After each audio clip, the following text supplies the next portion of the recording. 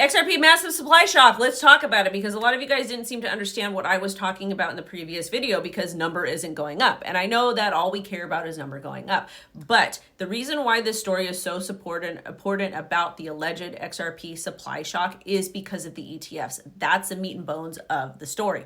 So ETF issuers like BlackRock, Bitwise, VanEck, whomever are incredibly important. So what they do is they create these ETFs, these traditional financial products, and a lot of them are kind of pivoting to crypto or vertically integrating it.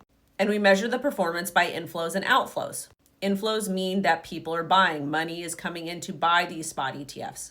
Outflows mean money is leaving the ETFs, people are selling ETFs. Now, in order to be an ETF issuer, you have to not only get approved by the SEC, but you have to hold a certain amount of these assets in reserves, protected reserves. And that means buying the asset before you drop the ETF. And these buys are probably done OTC. They are done before the ETF goes live. And even if there's a lot of outflows, these ETF issuers will hold on to a certain amount of supply as they anticipate more inflows to come in for particular assets. So you're not going to see a big price impact immediately. And this is done over time. However, as these ETFs, primarily the XRP, the Solana, HBAR, whatever it is, as these ETFs become more mature and there's more demand, the ETF issuers can anticipate how much of that asset they need in the reserves, meaning that they are going to keep adding into the reserves because they know that, hey, this month was down, this month was up, X, Y, and Z. We need to make sure we maintain enough reserves to meet demand.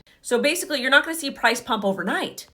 It's going to gradually go up over time just as long as there's demand. And because these ETFs are still so new, you're not going to see volatility in the crypto markets, meaning number goes up. Because again, these ETF issuers are not buying on the open market and they're holding these assets long term. And ETFs are essentially derivatives of the actual asset. So if we were to see these massive buys, like 50 million XRP or 40 million XRP or whatever the asset is, as an actual crypto, then yes, you're going to see volatility. You're going to see number go up, but that's not how the ETFs work. It's basically like, it's like a certificate saying that you own the asset. You're not actually owning the asset. And yes, I understand this is complicated and it's brand new territory because it's nothing that we've really seen before. We're used to seeing, a whale buy X amount of XRP or X amount of Bitcoin and then number going up over time. Or excuse me, not over time, but instantly. But with the ETFs, the number's going to go up over time and it's going to be a lot slower process because again, with crypto, we're so used to buying that direct asset and holding it. But with ETFs, you have to do this during business hours.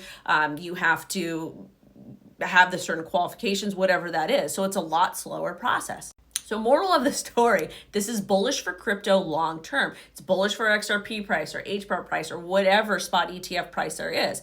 But number's not going to go up overnight. And this is what we signed up for when we wanted institutions to come in.